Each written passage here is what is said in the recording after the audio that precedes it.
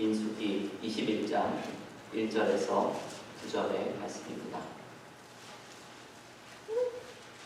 민수기 21장 1절에서 9절까지 한 절씩 함께 교독하실 때, 교우들께서 읽으실 때 제가 또 함께 읽겠습니다. 네겝에 거주하는 가나안 사람 곧 아라세 왕이 이스라엘이 아다림 길로 온다함을 듣고 이스라엘을 쳐서 그중 몇 사람을 사로잡은지라. 이스라엘이 여호와께 서원하여 이르되 주께서 만일 이 백성을 내 손에 넘기시면 내가 그들의 성읍을 다 멸하리이다. 여호와께서 이스라엘의 목소리를 들으시고 가나안 사람을 그들의 손에 넘기심에 그들과 그들의 성읍을 다 멸하니라. 그러므로 그곳 이름을 호르마라 하였더라. 백성이 호르산에서 출발하여 홍해길을 따라 에돔 땅을 우회하려 하였다가 길로 말미암아 백성의 마음이 상하니라. 백성이 하나님과 모세를 향하여 원망하되 어찌하여 우리를 애굽에서 인도해내어 이 광야에서 죽게 하는가. 이곳에는 먹을 것도 없고 물도 없도다.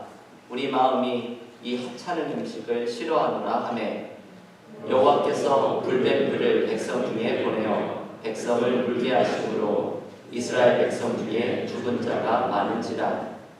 백성이 모세에게 이르러 말하되 우리가 여호와와 당신을 향하여 원망함으로 범죄하였사오니 여호와께 기도하여 이 뱀들을 우리에게서 떠나게 하소서. 모세가 백성을 위하여 기도하매 여호와께서 모세에게 이르시되 불뱀을 만들어 장대 위에 매달아라. 물린 자마다 그것을 보면 살리라. 함께 읽겠습니다. 모세가 녹뱀을 만들어 장대 위에 가니 뱀에게 물린 자가 녹뱀을 쳐다본즉 모두 살더라. 아멘. 하나님의 말씀입니다. 오늘은 사순절을 시작하는 제2의 수요일입니다. 오늘부터 부활절까지 40일 동안을 우리는 사순절로 지키면서 주님의 삶과 죽음, 부활을 묵상하고 예수를 새롭게 만나는 기간을 갖습니다. 이번 사순절 기간 동안 예수를 새롭게 만나면서 십자가의 능력을 경험하는 은혜가 우리 모두에게 넘칠 수 있기를 기원합니다. 오늘 사순절을 시작하는 제2의 수요일 예배에서 요즘 성경 통독을 우리가 하고 있지요. 정교인 성경 통독의 민수기의 중요한 대목을 하나 묵상합니다. 참 귀한 말씀이지요. 오늘의 본문은 두 가지의 사건이 소개가 됩니다. 하나는 민수기 21장 1절부터 3절까지 등장하는 호르마에서 경험한 승리의 사건이고, 또 다른 사건은 4절부터 9절까지 녹뱀을 바라보면서 치유를 경험하는 사건입니다. 이 두 가지의 사건은 참 중요한 의미를 가지고 있고, 그리고 오늘 사순절을 시작하는 제2의 수요일 예배에 너무나도 적절한 본문의 말씀입니다. 첫 번째 사건은 3절 마지막에 나오는 호르마라는 곳에서 이스라엘 백성이 가나안 사람을 이기는 장면입니다. 여러분, 이 호르마라는 지명하면 기억이 나는 사건이 또 하나가 있습니다. 오늘 새벽 기도에서 민수기 14장 말씀을 묵상을 하였는데, 민수기 14장 45절에 호르마라는 지명이 등장합니다. 이 민수기 14장에는 가나안 땅을 정탐했던 12명의 이 지파의 대표들이 보고를 하는 장면이 등장하는데, 우리가 잘 아는 것처럼 갈렙과 여호수아를 제외한 10명의 정탐꾼들은 이 가나안 땅에 들어갔더니 이 거인들이 있어서 우리는 마치 메뚜기와 같아 가나안 땅에 들어가지 못할 것이라는 비관적인 보고를 하였습니다. 그래서 이스라엘 백성들은 하나님을 신뢰하는 것보다는 이 눈에 보이는 현실의 두려움에 사로잡혔고 결국은 하나님을 원망하기 시작했습니다. 그래서 하나님께서 진노하시죠. 민수기 14장 35절에 보면 출애굽 1세대는 모두 광야에서 죽을 것이다. 하나님께서 말씀하십니다. 그러자 이스라엘 백성들이 깜짝 놀라서 민수기 14장 40절에 보면 아닙니다 하나님, 우리가 잘못했습니다. 가나안으로 올라가겠습니다. 말하면서 가나안 땅으로 올라가며 전쟁을 하기 위해 달려갑니다. 하지만 결과는 처참한 패배였죠. 여기에서 호르마가 등장합니다. 민수기 14장 15절에 보면 가나안 사람들이 이스라엘 백성들을 호르마까지 추격하며 무참히 진멸합니다. 저는 이 장면을 읽을 때마다 이스라엘 백성들의 마음이 느껴집니다. 아닙니다. 이제라도 올라가겠습니다. 하나님께 말하지만 이미 늦었습니다. 그들은 하나님을 불신하고 불순종했던 책임을 뼈아프게 경험해야만 했습니다. 바로 이 호르마가 오늘 민수기 21장에 다시 한번 등장합니다. 여러분, 호르마는 아픈 패배의 상처가 있는 장소이지요. 민수기에 처음으로 등장하는 이스라엘의 패배가 기록된 장소입니다. 그런데 오늘 본문에서 이 패배의 호르마가 승리의 호르마로 바뀝니다. 이제 호르마에서 이스라엘 백성들이 거꾸로 이제는 가나안 사람들을 진멸합니다. 여러분, 이 차이는 어디에 있을까요? 호르마에서 두 번째 전쟁의 승리를 거둘 수 있었던 이유를 본문은 한 가지를 가르쳐 줍니다. 하나님께서 인도하셨다는 것입니다. 민수기 21장 2절은 이렇게 말하죠. 우리 한 목소리로 민수기 21장 2절을 함께 읽겠습니다.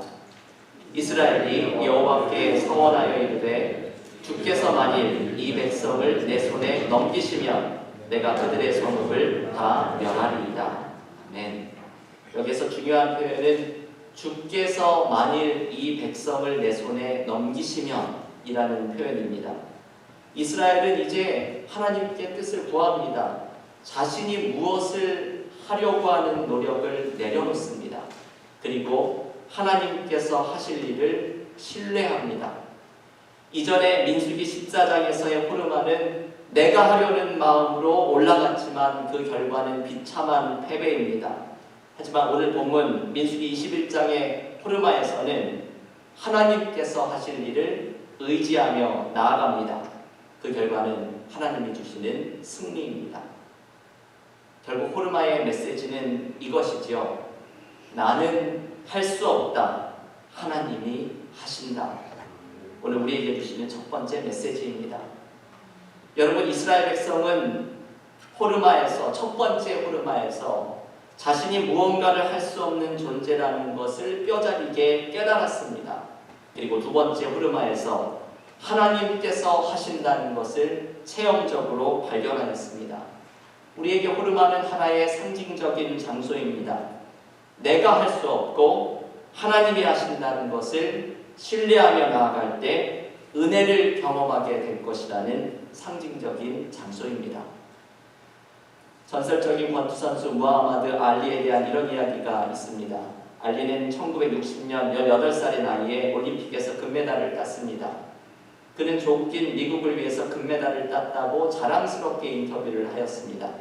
그래서 이제 흑인으로서 인종차별을 받는 것도 끝이 났다고 생각을 했습니다. 그런데 그것은 알리의 착각이었습니다. 고국에 돌아와서 백인들이 가는 식당에 갔을 때 식당 주인은 알리를 향해서 왜 흑인인 당신이 백인 식당에 들어왔느냐 알리를 쫓아냈습니다. 알리는 자신이 미국의 영웅이 되었으니 백인 식당에도 갈 수 있으리라 생각을 했지만 결국은 초라하게 쫓겨나는 신세였습니다. 현실을 다시 자각하게 된 것이죠. 그래서 알리는 금메달을 강에 던져버리며 이렇게 말했다고 합니다. 착각은 끝났다. 나는 금메달리스트이기 전에 초라한 흑인에 불과하다. 저는 이 이야기를 좋아하는 이야기인데 이 이야기를 읽을 때마다 착각은 끝났다라는 말이 큰 울림으로 다가옵니다. 여러분, 오늘 호르마에서 경험한 이스라엘의 백성들의 심정이 바로 이런 모습이지요. 착각은 끝났다. 내가 무엇을 할 수 있으리라는 착각은 끝났다. 이제 하나님이 하시는 것을 신뢰해야 한다는 메시지입니다. 제의 수요일은 정확히 착각은 끝났다는 메시지를 기억하는 날입니다. 이제 설교 후에 제를 이마에 받는 것을 성회식이라고 부르죠. 성회식을 거행할 텐데 제를 이마에 묻히는 이유는 두 가지의 의미 때문입니다. 하나는 죄를 뒤집어 쓰고 회개하는 구약의 전통처럼 내가 죄인임을 고백하고 회개하는 것을 의미합니다. 다른 하나는 내가 흙에서 와서 흙으로 돌아갈 존재라는 인간의 유한함을 고백하는 것입니다. 한마디로 말하면 착각은 끝났다. 이것을 깨닫는 것이죠. 내가 무엇을 해보려고, 내가 무엇을 감당할 수 있다는 착각을 버리고 나는 죄인이고 나는 유한한 인간임을 깨닫는 것입니다. 그리고 우리가 할 일은 내가 할 수 없고 하나님이 하신다. 이 단순한 사실을 고백하는 것입니다. 로버트 벤슨이라는 사람은 이런 말을 하였습니다. 나는 내가 하는 선한 일로 평가받는 것이 아니라 내가 받아들이는 은혜로 평가받는다. 여러분 생각해 볼 만한 문장이죠. 나는 내가 하는 선한 일로 평가받는 것이 아니라 내가 받아들이는 은혜로 평가받는다. 이 사람도 분명히 착각을 끝낸 사람임이 틀림없습니다. 내가 무엇을 하려는 것으로 자신이 평가받는 것이 아니라 나는 할 수 없고 하나님이 하신다는 은혜로 평가받는다는 것을 깨닫는 것입니다. 교회 여러분, 오늘 제2수요일 예배를 드리면서 나의 죄를 고백하고 나의 유한함과 연약함을 고백하면서 이 자리에서 나는 할 수 없고 오직 하나님이 하실 수 있음을 고백하면서 나아가시기를 바랍니다. 우리의 삶에 얼마나 많은 문제와 아픔이 있습니까? 그 모든 문제에 대해서 내가 무엇을 하는 것이 아니라 오직 은혜의 힘으로 모든 것을 감당할 수 있음을 고백하면서 하나님을 의지하는 믿음의 교우들이 모두 되시기를 간절히 기원합니다. 두 번째, 오늘의 본문은 노뱀의 치유 사건을 이야기합니다. 4절부터 9절까지의 말씀입니다. 호르마의 승리를 경험한 바로 다음 절에서 이스라엘 백성들은 또다시 하나님을 향한 원망을 쏟아냅니다. 이것이 이해하기가 어렵지요. 3절에서 호르마의 승리를 경험하고 곧바로 다음 절인 4절에서 하나님께 원망을 쏟아냅니다. 하지만 이것이 사실 우리들의 모습이지요. 우리도 좋을 때는 기뻐하고 조금만 힘이 들어도 하나님께 불평과 원망을 쏟아내는 우리들의 모습입니다. 이스라엘 백성들의 원망의 이유를 5절에서 이렇게 소개합니다. 한번 한 목소리로 민수기 21장 5절 함께 읽겠습니다. 백성이 하나님과 모세를 향하여 원망하되 어찌하여 우리를 애굽에서 인도해내어 이 광야에서 죽게 하는가? 이곳에는 먹을 것도 없고 물도 없도다. 우리 마음이 이 하찮은 음식을 싫어하노라 하매. 여러분, 이들의 원망의 내용이 먹을 것이 없는 것에 대한 원망임을 알 수 있습니다. 그런데 이스라엘 백성의 원망에서 특이한 점이 이 5절 마지막에 나오는 하찮은 음식을 싫어하노라 라는 표현입니다. 이 하찮은 음식이 무엇일까요? 그들이 광야에서 매일 먹었던 만나입니다. 여러분, 만나가 어떤 음식입니까? 제가 보스턴 대학에서 있으면 학생들이 이 학교의 카페테리아 음식을 처음에는 좋아하다가 이것을 매일 먹으니까 나중에는 아주 지겨워하는 학생들의 모습을 많이 봅니다. 아마도 이스라엘 백성들도 만나를 매일 먹으면서 이것이 실증이 났겠지요. 하지만 여러분, 만나의 의미를 생각하면 이 하찮은 음식이라고 부를 수 있는 것이 아닙니다. 만나는 하나님께서 광야에서 먹을 것이 없을 때 주신 음식이고 매일 하루치만 거두도록 명령하면서 하루하루를 매일매일을 하나님만 의지할 것을 가르쳐 주시는 음식입니다. 그런데 이스라엘 백성은 이제 만나를 지겹고 하찮은 음식이라고 불평합니다. 성경에서 만나는 상징적인 의미를 가지고 있습니다. 만나의 상징은 하나님의 인도의 상징입니다. 아무것도 의지할 것 없는 광야에서 하나님의 돌보심과 섭리가 함께하고 있다는 상징이 바로 만나입니다. 그런데 만나를 경멸한다는 것은 하나님의 인도와 돌보심을 가볍게 여긴다는 것을 의미합니다. 이스라엘 백성에게는 어느덧 하나님의 인도보다는 자신의 육신의 배를 채울 다른 어떤 것을 의지하고 갈구하는 모습이 나타난 것입니다. 마치 우리들이 하나님보다 돈을 의지하고 나의 힘을 의지하는 인간적인 욕심과 마찬가지입니다. 그래서 하나님께서는 이스라엘을 다시 가르치기를 원하십니다. 하나님은 불뱀을 보내셔서 이스라엘을 징계하십니다. 하지만 여러분, 하나님께서는 치유책을 함께 내놓으시죠. 저는 이 대목을 읽을 때마다 얼마나 은혜가 되는지 모릅니다. 하나님께서 이스라엘을 회복하는 방법을 함께 주십니다. 하나님은 언제나 우리에게 두 번째 기회를 주시고 회복의 은혜를 함께 주십니다. 제가 한 책에서 재미있게 읽었던 이야기가 있습니다. 교우들에게도 소개해드린 적이 있죠. 어떤 직장을 잃고서 직장을 구하려고 애를 쓰는 한 가장이 집에 갔다가 아들이 컴퓨터 게임에 정신이 팔려 있는데 얘가 이 게임에서 지면 실패라고 fail이라고 뜨는 단어를 볼 때마다 너무 신나하더랍니다. 그래서 이 아빠가 하도 한심해서 얘는 이 fail이라는 뜻을 모르나 왜 그 fail이 나오면 기뻐하니 물어보았더니 아들이 이렇게 말했습니다.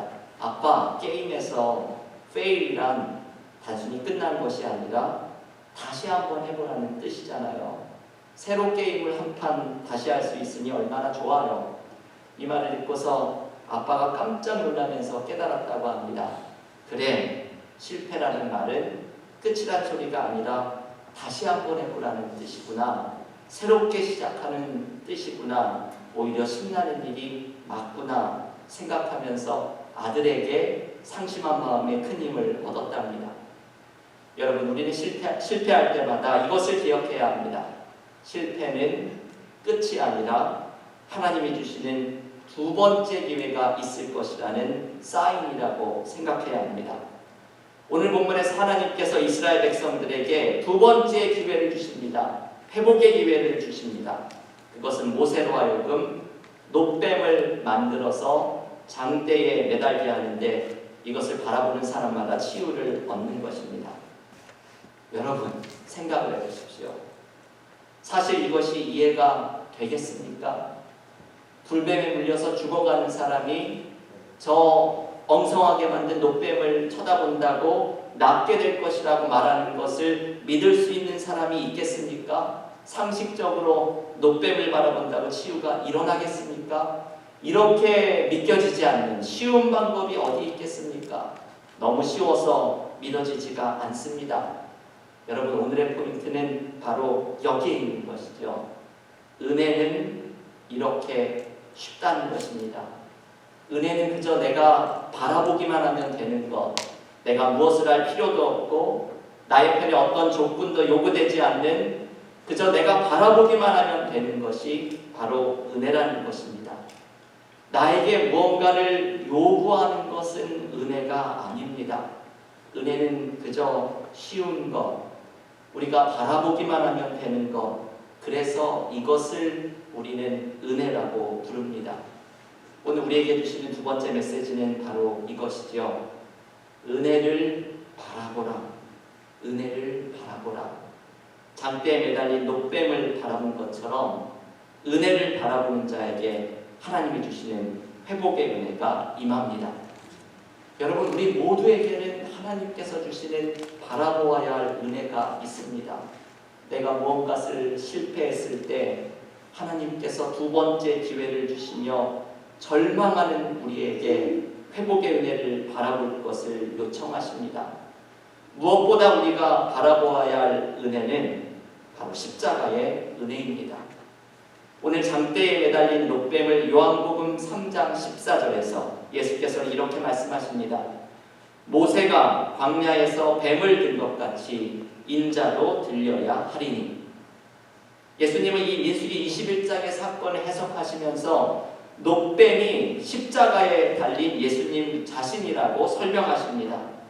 다시 말하면 놋뱀을 바라본 자마다 살아난 것처럼 십자가의 은혜를 바라보는 자 또한 살아나는 회복의 은혜를 경험하게 될 것이라는 말씀입니다. 죄와 죽음의 문제를 해결하는 은혜가 십자가 위에 나타났습니다. 우리가 할 일은 십자가의 은혜를 바라보는 것입니다. 그저 바라보기만 하면 되는데 우리는 이것을 하지 못합니다. 지난 주일에 이 말씀을 드렸지요. 십자가의 은혜는 쉽습니다. 하지만 십자가의 은혜는 깊습니다. 로마서 3장을 묵상하면서 이 똑같은 말씀을 전했습니다. 십자가의 은혜로 나의 자격이나 나의 힘이 아닌 오직 십자가의 은혜로 나의 죄의 문제가 해결되고 사망에서 생명으로 옮겨지는 회복의 역사가 일어납니다. 이 쉽지만 깊은 십자가의 은혜를 바라보는 자는 진정한 회복의 은혜가 임하게 됩니다. 교우 여러분, 오늘 제2수요일 예배를 드리면서 이 두 가지의 말씀을 기억하십시오. 착각을 끝내야 합니다. 내가 무엇을 할 수 있다는 착각을 끝내고 나는 죄인이고 유한한 인간임을 고백하면서 내가 하는 것이 아니라 하나님이 하심을 의지하십시오. 그리고 은혜를 바라보십시오. 나에게 회복을 주시는 하나님의 은혜를 바라보십시오.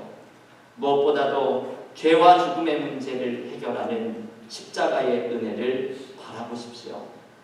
십자가의 은혜는 바라보기만 하면 되는 것이기에 쉽지만 그 은혜는 온 인류의 죄를 덮고도 남을 정도로 깊습니다.